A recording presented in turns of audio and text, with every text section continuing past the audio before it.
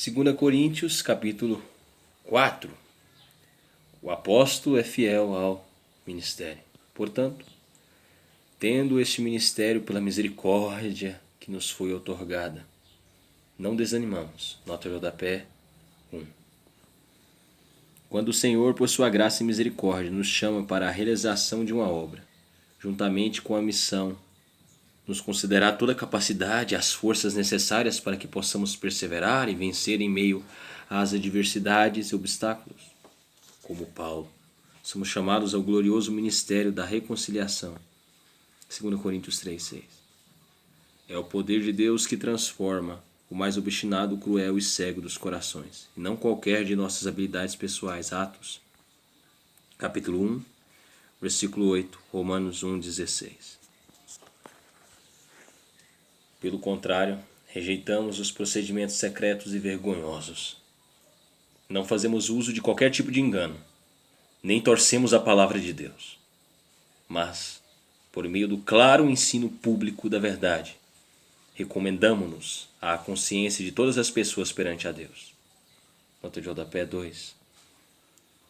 Na época do apóstolo Paulo, já haviam atos pseudo-cristãos, expressão derivada da palavra grega hipocrisia, falsos mestres evangélicos que usavam todo tipo de ardil e manipulação para convencer seu público sobre suas crenças, com o objetivo de conquistar um grupo de patrocinadores para seus projetos pessoais.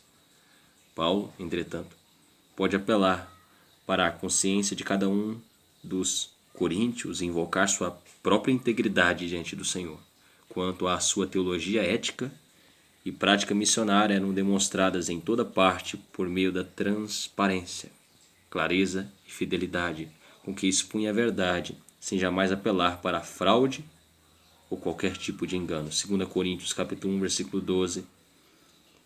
2 Coríntios capítulo 4, do versículo 18 ao 24.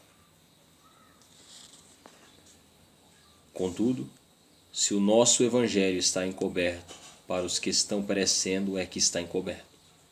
O Deus desta presente era perversa, cegou o entendimento dos descrentes, a fim de que não vejam a luz do evangelho da glória de Deus, de Cristo, que é a imagem de Deus.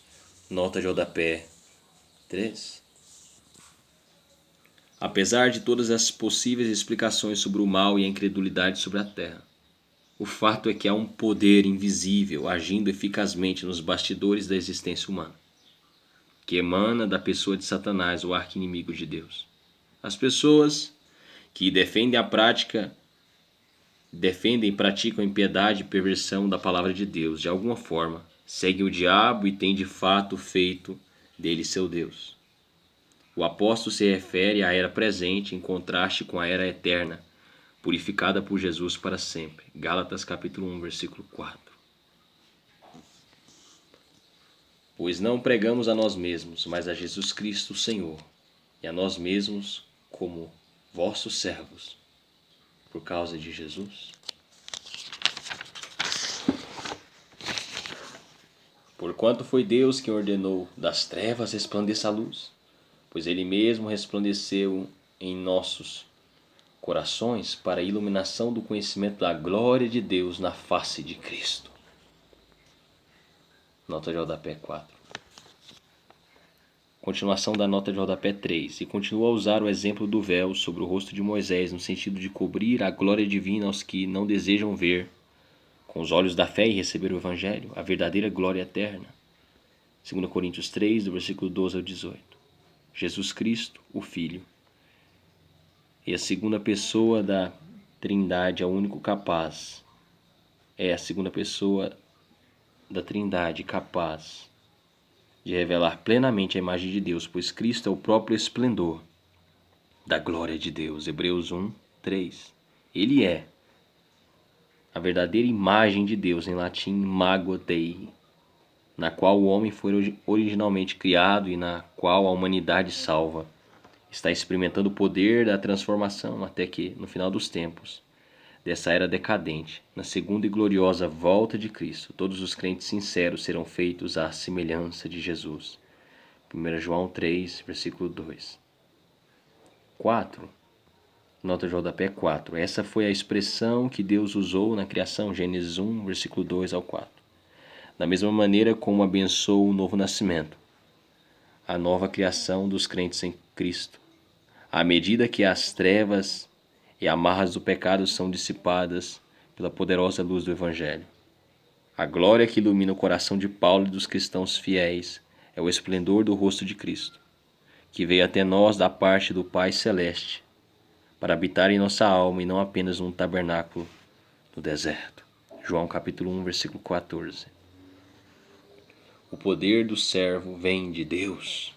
Temos, porém, este tesouro em vasos de barro, para demonstrar que este poder que a tudo excede provém de Deus e não de nós mesmos. Nota de rodapé 5.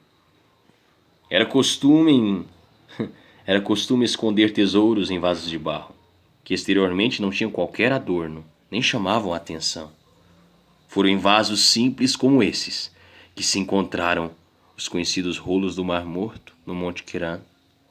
A grandeza e a total próximos ao mar Mediterrâneo foram encontrados, e outros muitos tesouros. Paulo usa a ideia de que a insuficiência absoluta do ser humano revela a grandeza e a total suficiência de Deus em toda esta carta à igreja em Corinto. A fraqueza física de um ministro de Deus inclui temor e tremor, 1 Coríntios 2:3, enfermidade, 2 Coríntios 12:7, e todo tipo de tribulações e perseguições, versículo 8 e versículo 9. Sofremos pressões de todos os lados, contudo, não estamos arrasados. Ficamos perplexos com os acontecimentos, mas não perdemos a esperança. Somos perseguidos, mas jamais desamparados, abatidos, mas não destruídos, trazendo sempre no corpo o morrer de Jesus, para que a vida de Jesus, da mesma forma, seja revelada em nosso corpo. Nota de rodapé 6. A fragilidade da pessoa humana, tão bem representada na figura do vaso de barro, pode ser observada na própria vida diária do apóstolo Paulo, em suas constantes adversidades e perseguições que o esbofeteavam por amor do Evangelho, e por meio das quais compartilhava as aflições e as glórias de Cristo. Capítulo 1, versículo 5 de 2 Coríntios, Romanos 8, 17, Filipenses 3, 10, Colossenses 1, 24. Pois nós que estamos vivos, somos cotidianamente entregues à morte, por amor a Jesus, para que a sua vida também se manifeste em nosso corpo mortal, de maneira que em nós opera a morte, entretanto em vós a vida. Assim está escrito: cri, por isso declarei. Com este mesmo espírito de fé, nós igualmente cremos e por esse motivo falamos. Nota de rodapé 7. A fé no Senhor produz o testemunho cristão, Salmo 116, versículo 10. Por isso, Paulo dedicava-se à vida missionária incansavelmente, a fim de levar aos desconhecidos em todo o mundo a gloriosa palavra da salvação, o Evangelho, o mesmo Espírito que nos concede. A fé é o Espírito da adoção, Romanos 8,15, da sabedoria, Efésios 1,17, da graça, Hebreus 10, 29, e da glória, 1 Pedro 4, 14. Temos certeza de que aquele que ressuscitou o Senhor Jesus dentre os mortos, da mesma forma nos ressuscitará com ele e nos apresentará convosco. Tudo isso é para o vosso benefício, para que a graça que está alcançando mais e mais pessoas faça transbordar as muitas ações de graças para a glória de Deus. O motivo e efeito das aflições. Portanto, não desanimamos. Ainda que o nosso exterior esteja se desgastando, nosso interior está em plena renovação dia após dia, pois as nossas aflições leves e passageiras estão produzindo para nós uma glória incomparável de valor eterno.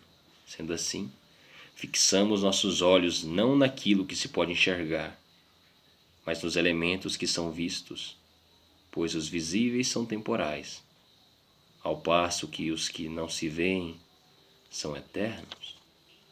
Nota de rodapé 8. Nossos sofrimentos são reais, dolorosos, por vezes desesperadores. Contudo, o cristão jamais os atravessa sozinho. Salmo 23. Mas sempre na solidária e poderosa companhia do Pai em Cristo Jesus. Somos encorajados pelo apóstolo Paulo a fixar nosso olhar de fé na glória eterna, e não somente nos momentos circunstanciais e passageiros dessa nossa curta existência terrena. Alegrias e tristezas passam muito depressa, e não devemos, portanto, nos prender a qualquer delas. Concentrar toda a nossa atenção nos eventos do dia a dia visíveis pode nos levar ao desânimo. Versículo 1, versículo 16. Apesar das realidades não palpáveis, invisíveis, não terem aparência de realidade, Hebreus 11, do versículo 1 ao 27, têm valor eterno e são imperecíveis. Por isso, somos estimulados a olhar para o céu, de onde vem chegando nosso Salvador em glória e onde vamos viver para sempre, não para as aparências transitórias dos cenários deste mundo que agoniza. Filipenses capítulo 3, versículo 20. Hebreus capítulo 12, versículo 2.